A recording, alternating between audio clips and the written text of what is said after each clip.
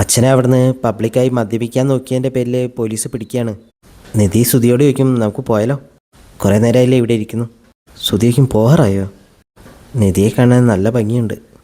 നിധി പറയും, അതൊക്കെ എനിക്ക് അറിയാവുന്ന കാര്യമല്ലേ. വൈകി പോകാമെന്ന് പറഞ്ഞിട്ട് നിധി അവിടെ നിന്ന് എണീക്കുകയാണ്. സുഭാഷും നികേഷും കൂടെ വെള്ളം വാങ്ങിച്ച് വരുമ്പോൾ അച്ഛനെ പോലീസ് കൊണ്ടുവന്നതാണ് കാണുന്നത്. സുഭാഷും നികേഷും കൂടെ വേഗം അച്ഛൻ്റെ അടുത്തേക്ക് ചെല്ലും. എന്താ കാര്യമെന്ന് പോലീസുകാരോട് ചോദിക്കുമ്പോൾ അവർ കാര്യം പറയും.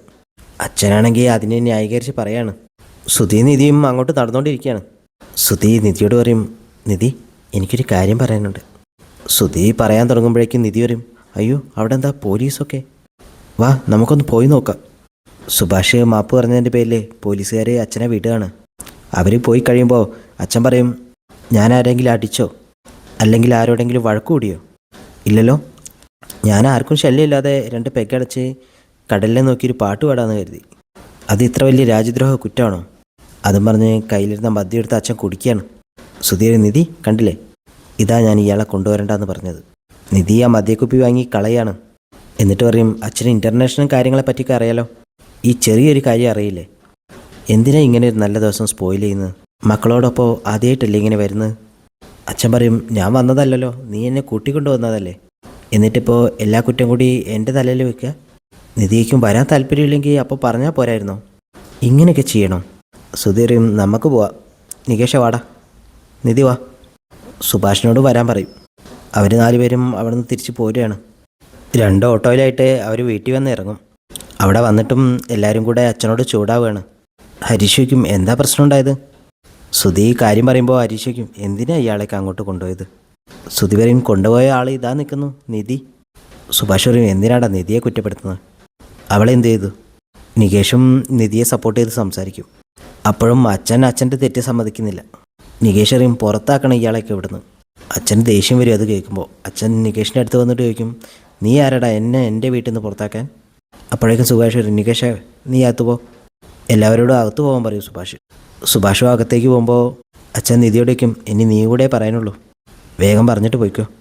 നിധി പറയും, നിങ്ങളെ വിളിച്ചു കൊണ്ടുപോയതാണ് എൻ്റെ തെറ്റ്. അച്ഛൻ പറയും, ഞാൻ കാണാത്ത സ്ഥലമാണോ ബീച്ച്? അവിടേക്ക് എനിക്ക് ഒറ്റയ്ക്ക് പോകാൻ അറിയില്ലേ? നിധി വയ്ക്കും, ഇങ്ങനെ കുടുംബത്തിൻ്റെ കൂടെ പോയിട്ടില്ലല്ലോ, നിങ്ങളെയൊക്കെ ഒന്ന് അടുപ്പിക്കാൻ നോക്കിയതാണ് ഞാൻ. ഓ, നീ അതിനാണല്ലോ തക്കലേന്ന് ഇങ്ങോട്ട് വന്നത്. വെറുതെ അല്ല എല്ലാവരും കൂടെ നിങ്ങളെ ചീത്ത പറയുന്നത്. അതും പറഞ്ഞ് നിധി അകത്തേക്ക് പോകും. അച്ഛൻ പറയും, ബീവറേജ് അടച്ചോ എന്തോ, 2 എണ്ണം അടിക്കാതെ എങ്ങനെ ഉറങ്ങുന്നത്?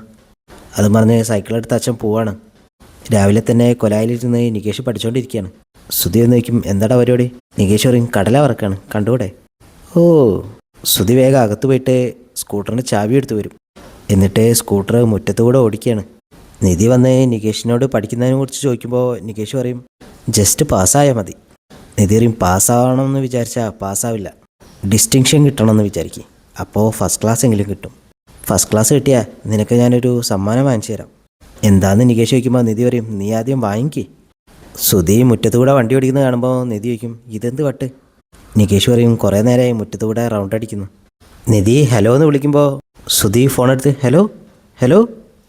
ഇത് കണ്ടിട്ട് നികേഷും നിധിയും കൂടി പറയും, അയ്യേ ചളി. നികേഷ് പറയും, ഈ വർഷത്തെ ഏറ്റവും വലിയ ചളീനുള്ള അവാർഡ് സുധീഷ് ചേട്ടന് തന്നെ ഉറപ്പ്. സുധി വണ്ടിയെടുത്ത് പിന്നെയും റൗണ്ട് അടിക്കുകയാണ്. തിരിച്ചു വന്ന് നിർത്തുമ്പോൾ ബാലൻസ് പോയി ഒന്ന് വീഴാൻ പോവും. ഇത് കണ്ട് നികേഷും നിധിയും കൂടി ചിരിക്കും. സുധീഷ് ചോദിക്കും, എന്താ ഇതിന് മാത്രം ചിരിക്കാൻ? നിധി പറയും, അല്ല വലിയ എക്സ്പീരിയൻസ്ഡ് ഡ്രൈവറല്ലേ, അടി തെറ്റിയാൽ ആനയെ വീഴുമെന്ന് ഇപ്പം മനസ്സിലായില്ലേ? സുധി നിധിയെ സ്കൂട്ടർ ഓടിക്കാൻ അറിയാത്തതിൻ്റെ പേരിൽ പരിഹസിക്കുകയാണ്. നിധി പറയും, ലൈസൻസ് എടുക്കട്ടെ, ഞാനും ഓടിക്കും. സുധി പറയും, ലൈസൻസൊക്കെ വേഗം കിട്ടും, പക്ഷേ എൽബോർഡ് വെച്ച് ഓടിക്കേണ്ടി വരും, അതിന് തന്നെ ഓടിക്കാൻ അറിയണ്ടേ? നികേഷ് പറയും, ഏടത്തിക്ക് അത്യാവശ്യം ഓടിക്കാനൊക്കെ അറിയാം.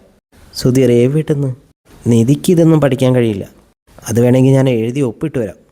നികേഷ് പറയും, ഏടത്തി ഓടിച്ചങ്ങ് കാണിച്ചു കൊടുക്ക്. നിധി ആ വെല്ലുവിളി ഏറ്റെടുക്കുകയാണ്. നിധി ഒരു ചാവിതാ. അത് പറഞ്ഞ് നിധി വണ്ടി സ്റ്റാർട്ടാക്കും. സുധി വയ്ക്കും, എന്തേ ഓടിക്കുന്നില്ലേ? എൻ്റെ പിറകിലൊന്ന് വന്നിരിക്കുമോ? അത് കേൾക്കുമ്പോൾ സുധി പറയും, ഞാനിരിക്കാം. നികേഷ് പറയും, ഞാനിരുന്നോളാം. സുധി പറയും, നീ അവിടെ ഇരുന്ന് പഠിക്കടാ, ഞാനിതാ വെറുതെ ഇവിടെ ഒരു പണിയില്ലാതിരിക്കുക. എന്നിട്ട് സുധി വണ്ടിയിൽ കയറുകയാണ്. നിധി വണ്ടി ഓടിക്കുമ്പോൾ സുധി റൊമാൻറ്റിക്കായിട്ട് ഓരോ കാര്യങ്ങളിങ്ങനെ കൈകൊണ്ട് കാണിക്കുകയാണ്.